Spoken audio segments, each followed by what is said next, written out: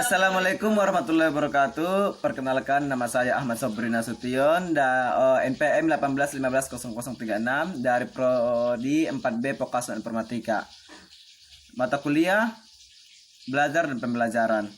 Di sini saya akan mempresentasikan tentang motivasi dalam belajar, di mana tentang pengertian motivasi dalam belajar, fungsi motivasi dalam belajar, dan cara menumbuhkan motivasi belajar. Langsung saja ke pertama, yaitu pengertian motivasi dalam belajar. Motivasi dalam belajar adalah keseluruhan daya penggerak dalam diri siswa yang menumbuhkan kegiatan belajar, yang menjamin kelangsungan dalam kegiatan belajar dan memberikan arah pada kegiatan belajar, sehingga tujuan yang dikehendaki oleh subjek belajar itu dapat tercapai. Itu dari Sardiman 1986-75. Kemudian, dengan demikian, belajar prestasi siswa akan lebih baik bila siswa memiliki dorongan motivasi orang tua untuk berhasil lebih besar dalam diri siswa itu. Sebab ada kecenderungan dalam diri seorang siswa yang memiliki kecerdasan tinggi mungkin akan gagal berprestasi karena kurang adanya motivasi dari orang tua. Itu adalah pengertian motivasi dalam belajar. Sedangkan fungsi motivasi dalam belajar itu ada beberapa poin.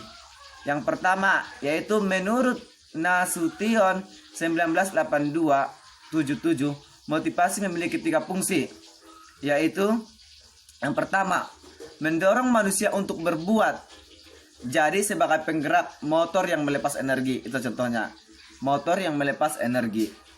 Maksudnya adalah mendorong manusia untuk berbuat, yang mana ketika kita diam, ada motivasi. Fungsi motivasi itu yaitu mendorongkan manusia tersebut untuk berbuat. Yang kedua, menentukan arah perbuatan, yaitu ke arah tujuan yang hendak dicapai. Ketika kita misalnya melakukan sesuatu, ada motivasi dalam diri kita, kita ingin mewujudkannya hingga ini tercapai motivasi yang tumbuh dari dalam tersebut. Kemudian yang ketiga, menyeleksi perbuatan yang harus dikerjakan yang serasi guna mencapai tujuan, dengan menyisihkan perbuatan-perbuatan yang tidak bermanfaat bagi tujuan tersebut. Dimana kalau kita misalnya sudah ada tujuan, motivasi, hal-hal lain akan kita kedesampingkan, akan tidak kita patokan. Karena apa? Karena motivasi yang ada dari kita untuk mencapai tujuan itu adalah tujuan utama kita. Itu tentang fungsi. Kemudian, jadi motivasi dalam belajar sangat penting, artinya untuk mencapai tujuan proses belajar mengajar yang diharapkan, sehingga motivasi siswa dalam belajar perlu dibangun. Kemudian cara membangkitkan motivasi belajar atau cara menumbuhkan motivasi belajar.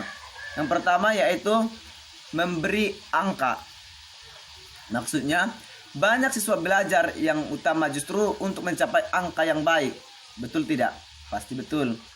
Sehingga biasanya yang dikejar itu adalah angka atau nilai.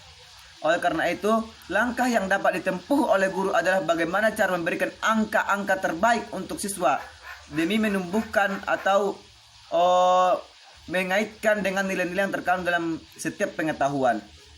Adalah yang pertama angka, karena angka sangat penting bagi untuk siswa. Yang kedua, memberi hadiah. Hadiah dapat membangkitkan motivasi belajar seseorang jika memiliki harapan untuk memperolehnya.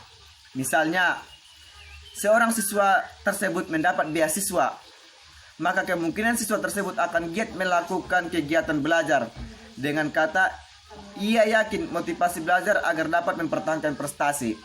Dalam memberi hadiah, ketika siswa mendapat nilai prestasi yang tinggi, maka akan diberikan hadiah. Guna apa? Meningkatkan atau menumbuhkan prestasi tersebut, menumbuhkan motivasi dalam diri si anak tersebut. Kemudian yang ketiga, hasrat untuk belajar. Hasil belajar akan lebih baik apabila pada siswa tersebut ada hasrat atau tekad yang mempelajari sesuatu. Maksudnya adalah hasrat. Ada keinginan dalam diri seseorang, dalam siswa.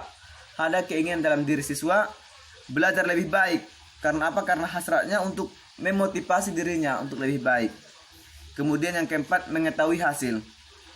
Dengan mengetahui hasil belajar yang selama ini dikerjakan, maka akan bisa menunjukkan motivasi siswa untuk belajar lebih giat, karena hasil belajar merupakan feedback atau umpan balik bagi siswa untuk mengetahui kemampuan dalam belajar. Maksudnya adalah ketika kita sudah belajar, sudah menempuh pendidikan, tentu kita ingin mengetahui hasil kita.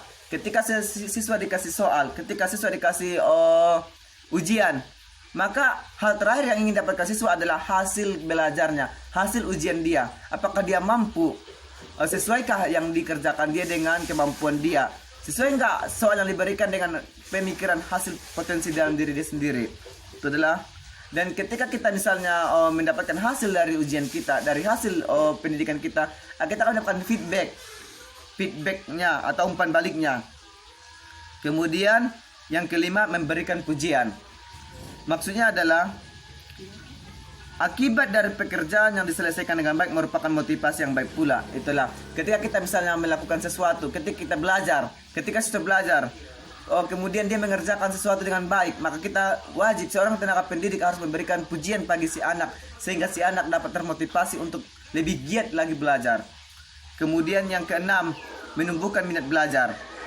Siswa akan merasa senang dan aman dalam belajar apabila disertai dengan minat belajar. Dan hal ini tak lepas dari minat siswa untuk bidang studi yang ditempuh. Maksudnya adalah ketika seseorang belajar, ketika si anak belajar, kemudian dia akan menumbuhkan minat belajarnya, dia akan merasa tumbuh untuk melakukan kegiatan belajar, dia akan senang. Itu adalah yang keenam. Kemudian yang ketujuh, yang terakhir, suasana yang menyenangkan, di mana siswa yang merasa aman dan senang dalam belajar apabila disertai dengan suasana yang menyenangkan, baik proses belajar maupun situasi yang dapat menumbuhkan motivasi belajar. Maksudnya adalah ketika kita belajar, suasana dalam hati kita atau suasana dalam si anak kita tengok, apakah dia dalam keadaan baik, apakah dia dalam keadaan buruk, apakah dia dalam keadaan sakit atau bahagia. Ketika dia mau mendengarkan, suasana hatinya dalam keadaan apa. Itulah cara menumbuhkan motivasi siswa. Ada 7. Itu presentasi yang saya sampaikan. Apabila ada kata-kata saya yang kurang baik atau kata-kata yang tidak pantas dalam tempatnya, saya minta maaf. Kepada Allah saya mohon ampun. Fastabiqul khairat, nun wal qalam mimma yasturun.